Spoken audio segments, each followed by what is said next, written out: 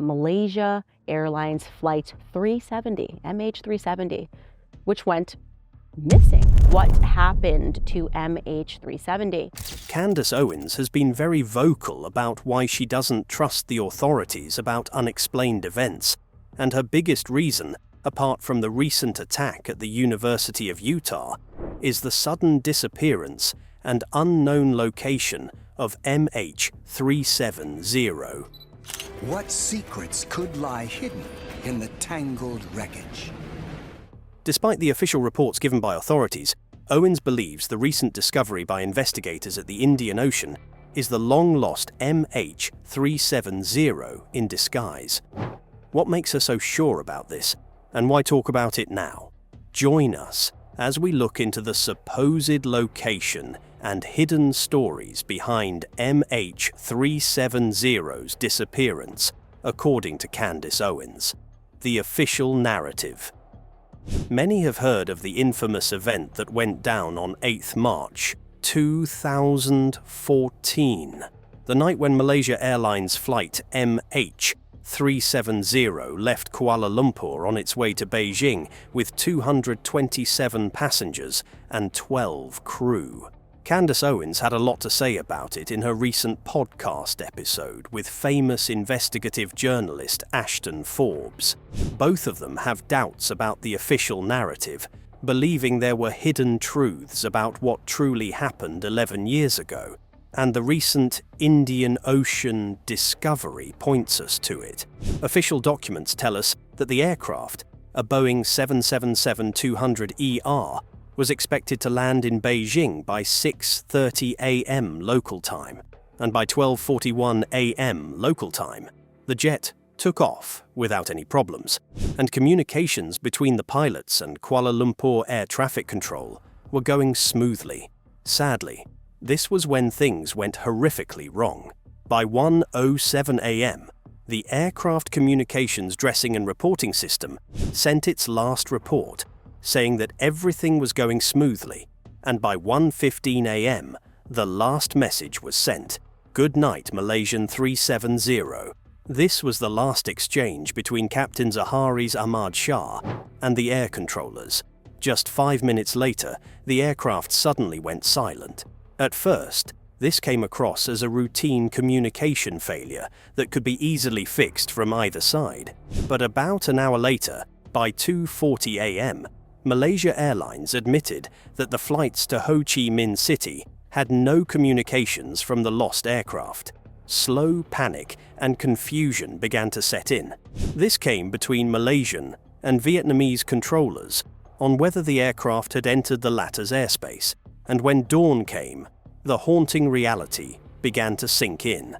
MH370 had disappeared, and that was just the beginning, as even more confusion came when military radar revealed that the aircraft did not disappear to the east over the South China Sea as expected. Rather, it abruptly turned west across the Malaysian peninsula and flew north along the Strait of Malacca.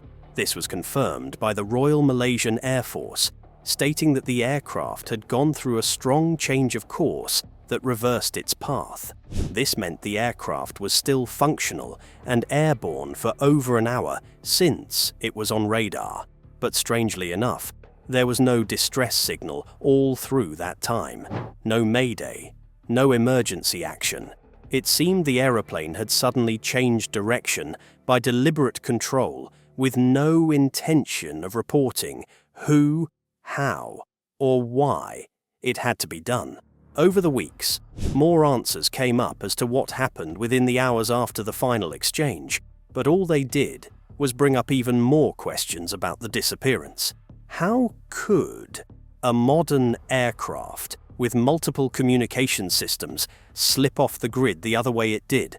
And worse yet, the break in data came from an unexpected source, Inmarsat, the British satellite operator Satcom, that supported satellite communications with the aircraft. Even after the transponder stopped, the plane continued to give automatic communications with the satellite, something Candace Owens points out as very unusual. These communications usually came in once every hour, And even though they didn't give accurate location data, they gave the right shifts in frequency that provided more clues as to what happened that night.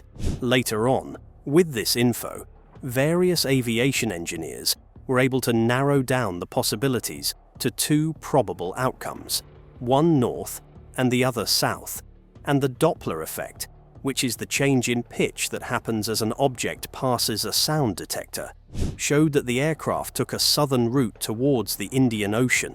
With this discovery from the aviation engineers, other investigators picked up from there, and their conclusions were quite unexpected.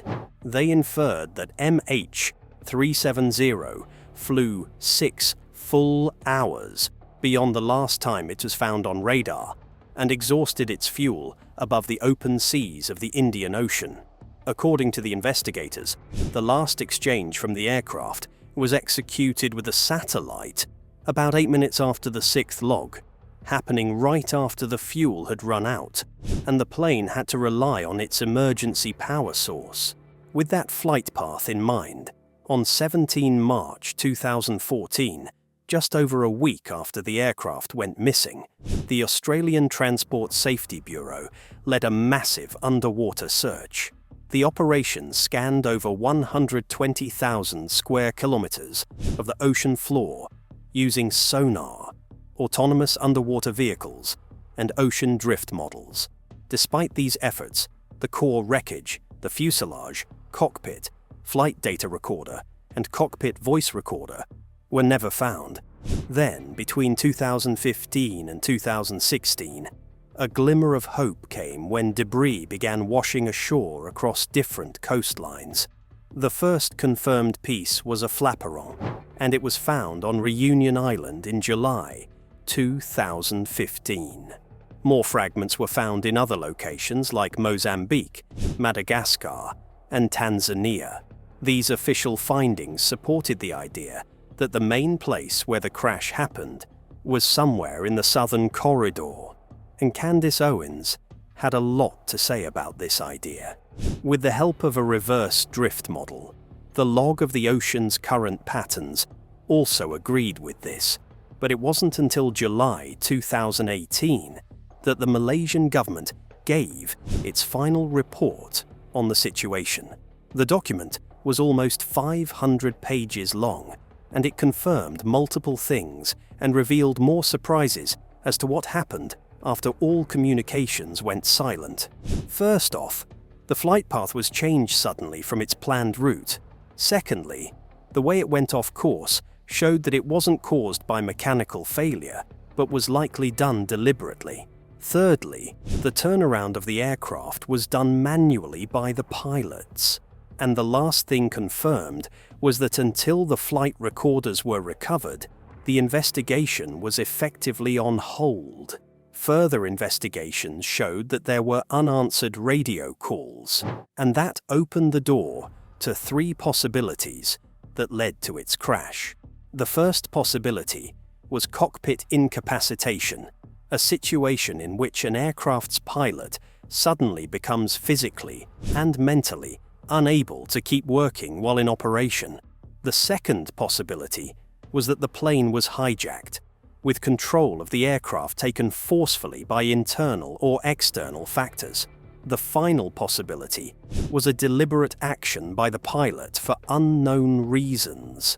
Various reasons were given for these possibilities, but the 495 has no strong conclusion as to what really happened to MH370, and more investigations only gave more possibilities and difficult questions on the how, who, and why. But now, over a decade later, Candace Owens and famous investigative journalist Ashton Forbes come out with one possibility that doesn't bring up more questions. It answers most of the dilemmas associated with the missing plane, with a huge twist that changes everything we know about modern technology, aviation logistics, and modern power struggles between nations. So without further ado, let's get into it. The reasons behind the location. Owens reveals a precise position she believes is where the MH370 was found, and the alibi used to distract the public from what truly happened. To determine its accuracy, we'll begin by putting the pieces together from her perspective. During the podcast episode, Austin Forbes argues that the answer to MH370's location does not lie in the possibilities mentioned, but in the passengers on board. What many in the public didn't know was that there were 20 engineers and technical specialists coming from Freescale Conductor, a popular American chip manufacturing company with deep ties to the most advanced defense and high-tech industries. Many of these engineers were Chinese nationals who had been working with subcontractors from the Communist Party. These people had been in Kuala Lumpur for meetings centered on building the next generation semiconductor technologies, tools that would put any industry at the forefront of innovation for the next decade, with ramped-up production. And this is where it gets interesting. From their perspective, the disappearance of MH370 was not an accident or an attack by terrorists, but a deliberate move made as part of the evolving power struggle between the US and China over who gets the lead in trade, semiconductor, and military technology. This is very important because the microchips made from these semiconductors are the foundation of all modern computers, from smartphones to the most powerful weapons in the military. Whoever has the lead in semiconductor technology has ownership of the best military equipment, communication tools, and AI. And with the United States and China each struggling to get a lead over the other, losing semiconductor secrets through Chinese nationals coming from leading American tech companies could shift the leading power away from the West into the grasp of China. If these Chinese engineers boarding MH370 carried the knowledge of how to build the most advanced chips, Austin Forbes argues, then it logically follows that the aircraft's disappearance was done to slow down China's move in challenging America's supremacy in technology, especially in advanced military and surveillance. At that time, and even now, the semiconductor industry has become the battlefield of modern politics, and according to Austin Forbes, it should come as no surprise that the aircraft with the most gifted engineers from China, representing a leading tech giant, simply disappeared. On top of that, satellite data showed that after the last transmission, MH370 didn't crash immediately, but changed course in a reckless manner. Instead of heading in the direction planned, it turned west, crossed back over the Malay Peninsula, and then northwest over the Andaman Sea. For 7 hours the plane kept flying as it increasingly went off course before leaving the final ping from deep in the Indian Ocean, a place so desolate that it would be almost impossible to pinpoint. Owens believes the disappearance only remains a mystery to those who don't understand just how deep the power struggle between the US and China has become. One great example, she argues, is the viral scandal that came up in March 2024, when various trusted sources, including Reuters, reported that a covert operation by the authorities was launched to target China's public opinion. According to Reuters, the mission behind this alleged target was clear from the get-go: create made-up identities on Chinese social media, spread fabricated narratives about the government's Belt and Road Initiative, and leak classified information about the authorities to make the leaders look dishonest and unreliable. When this effort was revealed to the public, anonymous spokespersons said that the idea was to force China to waste resources by chasing threats that didn't exist. But that was just the beginning. As recently as early July, there was another confirmed story about the wildest and most shocking transnational operations by Chinese nationals. Later that month, the US Justice Department revealed classified charges against 3 Chinese nationals who supposedly worked as operatives on behalf of China's Ministry of State Security. The various crimes allegedly committed by these men were unbelievable. According to the official charges confirmed by the US Justice Department, one of these Chinese nationals was guilty of secretly taking pictures of a US naval base, illegally handing cash dead drops, investigating the background and family records of US Navy recruits, stealing private information of US Navy personnel with Chinese ancestry, and trying to recruit them to join the communist cause.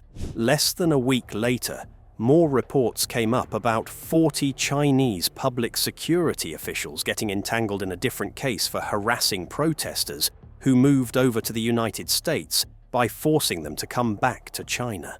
The documents imply these Chinese operatives pulled this off by threatening to bully the families of the immigrants still living in China and other countries either close by or remotely allied with the Communist Party. The third reason is the ever-worsening trade wars, with the US using export controls to block Chinese access to cutting-edge semiconductor technology. The president placed over 1,000 Chinese companies on sanction lists, almost cancelled all exports in biotechnology and AI technologies, and put pressure on allied countries to stop using Chinese-branded smartphones and 5G technologies. The biggest sanctions on China are widely known and understood today, with the latter putting restrictions on exporting important minerals and other resources. But perhaps the biggest of these struggles came in the infamous Operation Salt Typhoon, a cyber intrusion campaign that had allegedly been in operation for years. According to various reports, this operation has been stealing information from citizens and US infrastructure. Former US officials tell us that China's Ministry of State Security has been putting up chains of spies for building systems designed to infiltrate and source data from US systems. Candace Owens believes the authorities have made it impossible to draw the lines between innovation, intelligence, and warfare. All she supposedly sees are covert propaganda, surveillance, dead drops, and hidden agendas under the wraps of unknown information. For this reason, Owens and Austin believe that Western intelligence agencies might have been working through proxy networks in the region and identified several passengers on board. During that time, the group from Freescale Semiconductor had been working on new microchips that were leaps and bounds better than any existing technology in radar cloaking, electronic weapons, and communication systems. Freescale Semiconductor at the time had US defense contracts, and many of the company's engineers had knowledge of water fabrication and radio frequency integrated circuits. According to Austin Forbes, if that critical transfer of knowledge to China ever happened, it would have helped the Chinese industries and military go ahead in establishing independence in semiconductor technology. This risk, as far as he is concerned, was far too heavy for Washington and its allies, especially at a time when there were rising tensions in the South China Sea and the early rumors of what we know today as the ongoing US-China tech wars. According to him, not long after MH370 crossed the Gulf of Thailand, its electronic systems were hijacked and the aircraft's communications went dark until military radar could catch it crossing Malaysian airspace. At that moment, those on board may have realized something was off, and from there, the aircraft was taken towards a predetermined destination under a covert operation, one that was designed to remove it and lock up certain people without open confrontation.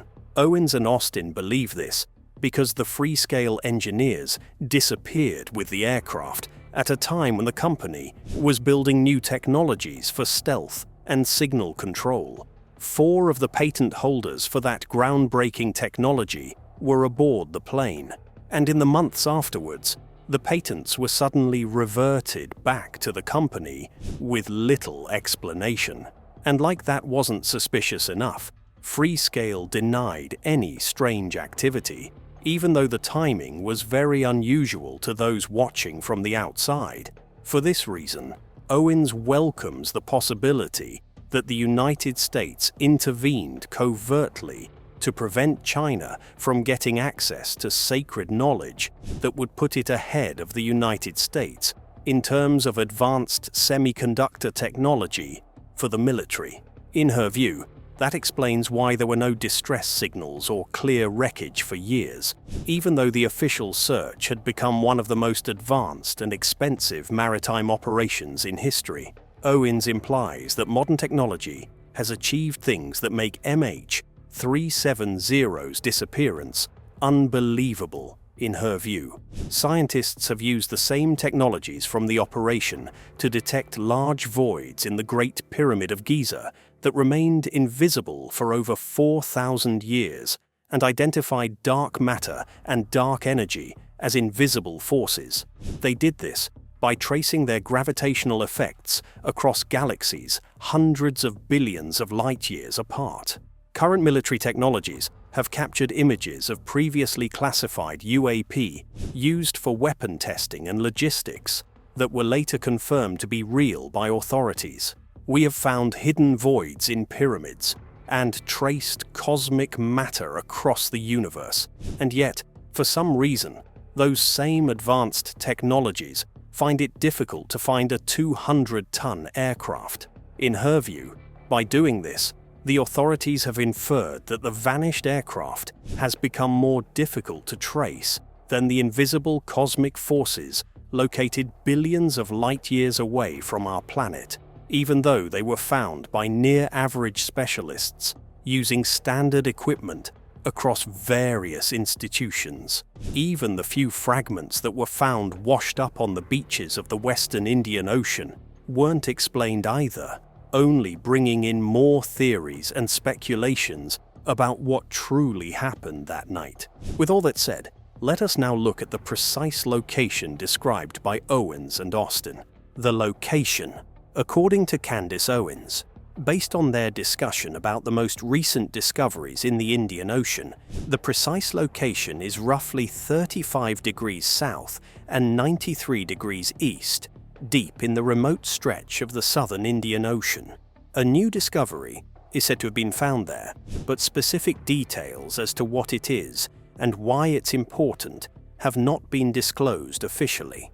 Based on her previous interviews and recent claims about the authorities, Candace Owens likely believes this discovery is the MH370, and those in charge are keeping things classified until the story can be crafted in a way that does not reveal what happened in 2014. That location marks about 2,000 kilometers southwest of Perth, Australia, known for its fierce swells and ocean depths dropping as far as 4,000 meters. It is here, she implies, that the 200-ton Boeing plane likely crashed, and Owens believes it might be after the plane got hijacked and tampered with over a decade ago. Many clues point to this, according to Austin Forbes, starting from the digital echoes of a dying aircraft orbiting 36,000 feet above the equator. Finding the answers from that point, Austin claims, is very easy. By measuring the Doppler shift and timing of the final pings, any expert can draw a matching curve stretching from Central Asia deep into the Southern Ocean. The ultimate clue comes from the final signal, which was sent at 12:19 a.m. UTC, and it was confirmed when fragments of the aircraft began appearing on distant beaches. The flaperon, found at Réunion Island, east of Madagascar, back in July 2015 points to this, and it was conclusively identified by scientists as part of the Malaysia Airlines flight MH370. The oceanographers from Australia's CSIRO were recently able to once again determine the location by building complex AI models that traced the fragments backwards through years of natural currents. And those simulations pointed time and time again to the same region described by Austin Forbes during the discussion. This aligned with the much older discoveries from 2016, when a horizontal stabilizer was found in Mozambique, with interior panels later washing ashore in Madagascar, and a wing flap found not long after in Tanzania. At this time, the teams at Australia's CSIRO had built the complex drift models, tracing those fragments backwards through years of currents, wind, and monsoon patterns. And even back then, their simulations pointed again and again to the same region along the seventh arc.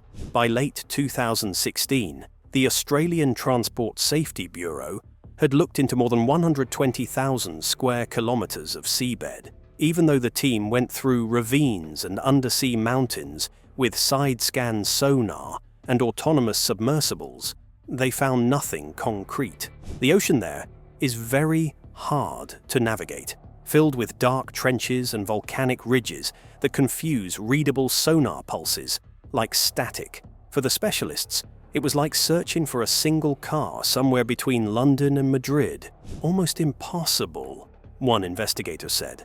Still, by doing the math with the numbers provided by satellite data and the physics of drifting debris, all the answers easily point back to this same patch of ocean.